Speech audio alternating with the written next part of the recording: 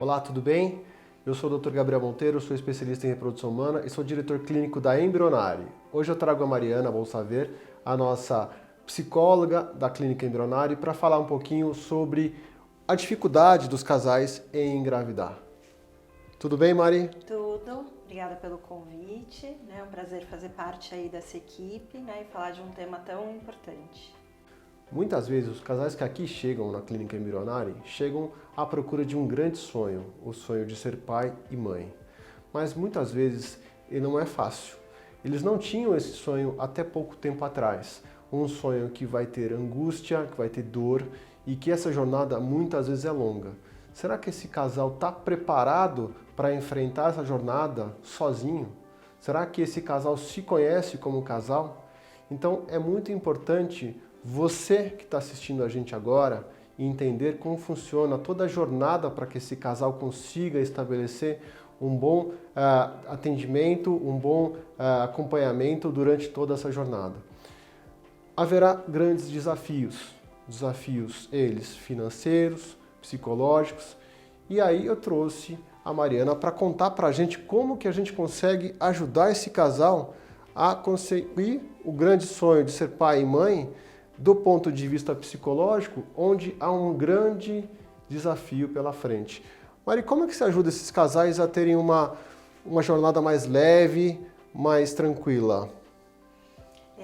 Realmente, o casal chega para essa etapa, de fazer um diagnóstico muitas vezes aí de infertilidade, de iniciar um tratamento, às vezes com muito receio, muitas dúvidas, muitas angústias. Então, o que é importante? Ter toda uma equipe acompanhando esse casal e, como o doutor falou, do ponto de vista psicológico também é fundamental. Então, para trabalhar ansiedades, expectativas, medos, talvez assim, ressignificar esse momento da vida.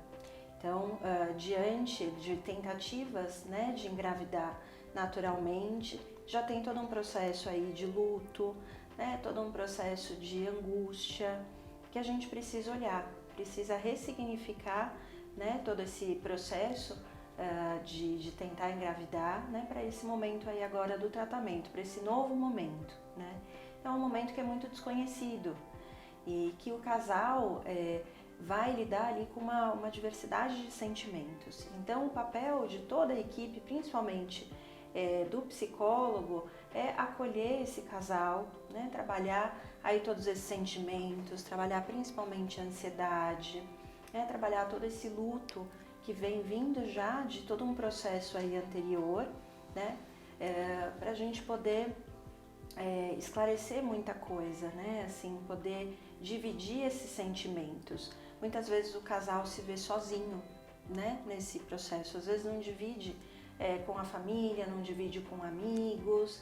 Então, acho que é poder ter um espaço para falar sobre isso, para poder entender como vai ser essa jornada, desmistificar às vezes alguns receios, que já foram aí construídos ou o casal não sabe com o que vai lidar. Então é importante aí ter toda a informação, ter todo o acolhimento, ter um espaço para falar sobre esses sentimentos e para elaborar esses sentimentos, para trabalhar as expectativas, frustrações e dessa forma toda essa jornada se tornar aí mais leve e dividida com os profissionais que vão acompanhar esse casal. Isso é muito legal, porque muitas vezes o médico ele não consegue dar todo o apoio psicológico e nem deve dar, deve ter auxílio do psicólogo. Muitas vezes o médico chama para si toda a função dessa jornada e muitas vezes ele passa dieta, ele é o psicólogo e ele quer resolver todo o problema da paciente ou do casal. Mas até pouco tempo atrás, esse casal não tinha um diagnóstico de infertilidade. Ele começou a ter esse diagnóstico de infertilidade há pouco tempo. E aí ele procurou um profissional especializado, onde ele vai, então, pensar no que esse casal pode ter de fator, se é o fator masculino ou feminino. E ele não se acha pronto, o médico não está pronto para lidar com esse lado psicológico, uma vez que eles não tinham um problema e agora tem um problema. E quando o casal entende que ele está sozinho, ele vai procurar conversar com outros amigos ou mesmo os familiares, e eles podem tirar esse foco do casal, que é o foco da gestação, e entrar numa celeuma de preocupação, angústia, não por eles, mas pelos casais que estão tentando ajudar eles, ou os familiares, enfim. Como que você lida com a interferência externa, principalmente da família, em relação à falta de sensibilidade para lidar com o casal que está tentando engravidar? Você acha que tem muita interferência? E quando que essa interferência ela começa a ser uma interferência ruim? Ou você acha, por um outro lado, que é melhor a paciente pôr para fora logo, para os familiares, para os amigos, para livrar um pouco, deixar mais leve o enfrentamento da situação? Em relação a toda a questão aí social, familiar, a gente lida assim com muito, às vezes, uma interferência, né? Então, uma cobrança. Então, em determinados momentos da nossa vida, as pessoas cobram. Então, quando você vai casar, né? Depois que casa, quando vai ter filho, depois tem o filho, quando vai ter o segundo, né? A gente tem essas perguntas, né? Essas cobranças que a sociedade, né, coloca em cima dos casais. O que eu acho muito importante é a gente poder lidar com limites, tá? Eu costumo brincar assim, família ajuda muito, mas família atrapalha, né? Então, acho que cabe assim ao casal identificar, né, como que é essa rede de apoio deles, né, para poder identificar com quem que eles podem dividir, né, tanto a jornada, né, do tratamento, também a notícia de que estão tentando engravidar. Acho que é uma coisa muito particular. Então, cada casal vai ver com quem vai poder se abrir, seja família, sejam amigos, né? E quem talvez precise um pouco mais de limite, né? Porque tem pessoas que são muito invasivas, né? Que ficam perguntando, e às vezes até o próprio casal tá lidando com tantos sentimentos, né? Tá tentando assim buscar um caminho, buscar informação, né? O casal às vezes está muito confuso em relação a tentar engravidar, e que lidar com outras pessoas, lidar com outras expectativas, outras cobranças acaba se tornando muito pesado, né? Então acho que é importante pensar nos limites, tá?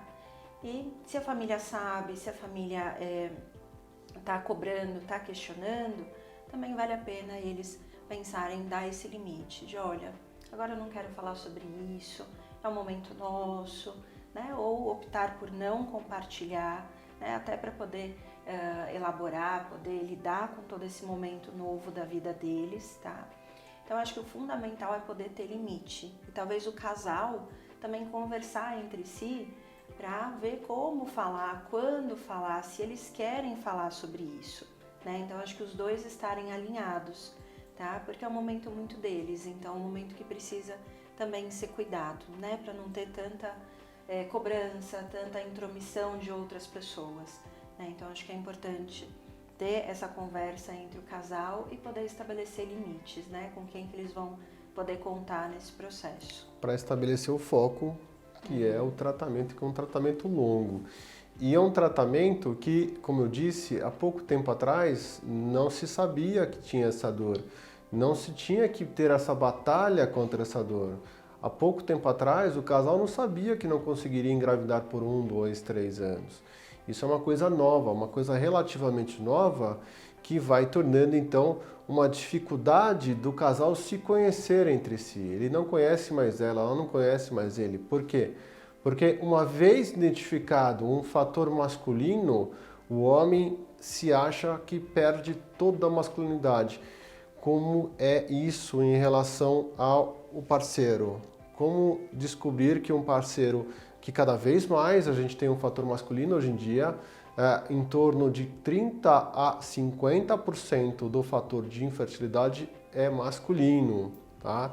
Então hoje em dia isso está crescendo cada vez mais, e uma vez feito o diagnóstico de fator masculino, como você atua em relação ao fator masculino, uma vez que a sua paciente é a mulher, sendo que a sua paciente não é a paciente que identificamos onde há o fator infertilidade. Como é levar essa situação adiante? Uma situação bem peculiar. Quando a gente fala, né, de um diagnóstico, geralmente assim, a gente está buscando uma resposta, Sim. buscando uma causa. E muitas vezes a gente associa isso com um culpado, né? Então o fator é masculino ou feminino, então, né, a culpa é ou do homem ou da mulher. Né? Mas na verdade a gente precisa assim tomar cuidado com essas culpas. Né? Tudo bem buscar uma resposta, a gente precisa entender o que está acontecendo para poder, né, buscar um tratamento adequado. Mas do ponto de vista aí, psicológico, tomar cuidado para não se apegar em responsabilidades, né? Então é um fator meu, então a culpa é minha, né? A responsabilidade é minha ou é do meu parceiro. A gente não controla o nosso corpo, infelizmente, né? A gente não consegue saber o que está acontecendo, a gente não consegue mudar por conta própria. Então acho que essa questão de culpa é muito complicada, né? A partir do momento que o casal se une, eles se tornam um time, né? Então, em todos os momentos da vida, em todas as dificuldades, eu acho que ao invés de achar um culpado, né, e se apoiar nisso, acho que o casal precisa trabalhar juntos, né? Então, tanto o homem quanto a mulher, os dois vão ser fundamentais para esse processo. Eu acho que ao invés de pensar na causa, poder pensar no caminho, né? E assim, ser um time, estar juntos nesse processo, né? Então, acho que todo o acompanhamento, tanto as informações, né, fornecidas pelo médico, quanto um acompanhamento psicológico, acho que vão ajudar a desmistificar isso, né? A poder, assim, entender que não tem uma culpa, né? Acho que poder trabalhar todo mundo junto, né, em prol do objetivo final, que é uma gestação. Tá? Então, o meu trabalho, tanto com a mulher, com o casal, é poder desmistificar isso, né, e poder assim trabalhar todos esses sentimentos envolvidos, né, poder tirar um pouco essa coisa de ter um culpado, de ter uma responsabilidade, né, e mudar o foco para todo o processo, né, para tudo que a gente pode fazer, construir este caminho. Então, acho que isso é o mais importante. Eu sempre falo nas minhas consultas, no meu dia a dia aqui na clínica, que o casal é uma unidade. Então, tanto a mulher quanto o homem vão engravidar. Os dois são um só e eles têm que pensar e entender como sendo um só. Mas, muitas vezes, a gente não tem a causa da infertilidade. Muitas vezes, quando eu digo, são 20% atribuído à infertilidade sem causa aparente. Como lidar do ponto de vista psicológico com essa assombração que se chama infertilidade sem causa aparente? Como pôr na cabeça que a paciente não tem a causa da infertilidade, mas que ela não consegue engravidar por ser infértil? Como é que essa paciente ela lida com essa situação, psicologicamente falando? Como eu falei, né, acho que a gente sempre busca uma causa, busca uma resposta. E em muitos casos a gente não vai ter uma resposta, não vai ter assim, né, um diagnóstico certo, né? Então, olha, o motivo é esse, é isso que está acontecendo, vamos ter, né, um tratamento ali mais direcionado. Muitas vezes não vai ter essa causa. E sim fica essa assombração, né? O que é? O que está acontecendo? Eu não sei. A partir do momento que a gente sabe com o que lidar, né? A gente tem assim... uma coisa concreta, né? Então, quando não tem uma causa, fica realmente uma angústia, né, de algo que é muito abstrato, né, que a gente não consegue dar um nome, né? O que é importante é poder trabalhar isso que talvez não tenha um nome, né? Ou então que o nome seja essa causa, né, uma infertilidade, né? Então, acho que é poder trabalhar a partir disso. A gente não consegue definir algo tão específico, mas o que a gente está lidando é com uma coisa maior, que é a infertilidade, né? Então, poder trabalhar assim, tirar um pouco dessa cobrança, desse foco, né? De ter um outro nome, de ter, né, um culpado, ter um motivo. Não, acho que a gente poder, como eu falei anteriormente, poder trabalhar com o caminho, né? Independentemente da gente ter uma causa aí definida. trilhar o caminho, muitas vezes a infertilidade sem causa aparente nos dá muito fruto positivo, né? Se essa paciente ela precisa de uma terapêutica mais apurada, como uma fertilização in vitro, o sucesso desse tratamento ele é incrível, né? Nessas pacientes que a gente infelizmente não acha a causa, mas é muito difícil a gente pôr na cabeça dessa paciente que ela precisa de um tratamento mais severo, de alta complexidade, como fertilização in vitro. Ela vai indagar muitas vezes que ela não tem uma causa ou um diagnóstico preciso, então como eu vou iniciar o tratamento? E aí a gente pode, com isso, perder muito tempo. E tempo na infertilidade ou na reprodução assistida é muito valioso. O ovário dessa paciente ela não pode esperar muito tempo para ser estimulado. Então, eu te pergunto, nessas pacientes que a gente não tem o diagnóstico, pensando já em tratamento, fui numa consulta, vim encaminhada do meu ginecologista e o médico já falou que eu vou ter que iniciar tratamento em breve. Como lidar com essa expectativa inicial de ter que passar por um tratamento já nos próximos meses? Aqui a gente está falando de uma paciente que não tem muito tempo, uma paciente que tem mais de 38 anos ou 39 anos. Como lidar com essa aceleração de terapêutica ou de tratamento rápido? Eu acho que o fundamental é a informação, né? Como você falou, muitas vezes até chegar no diagnóstico, até chegar no especialista, demora muito. E isso também vai causando angústia. Então eu não sei o que está acontecendo comigo, né? Eu vou no médico, não tem uma causa, não tem uma explicação, já fiz um monte de exame e fica essa busca, né? Fica essa falta de explicação. Então acho que o mais importante é a gente poder ter informação, né? Poder levar cada vez mais isso aí para a sociedade, né? Para que essa paciente, esse casal chegue aí o quanto antes, né? Para buscar aí toda uma investigação mais específica, um olhar diferenciado e a indicação do tratamento. Em relação à expectativa, né? Quando a paciente, esse casal, né? Chega no consultório especializado, às vezes vem um receio, né? O que eu vou esperar? Será que eu já vou ter que iniciar?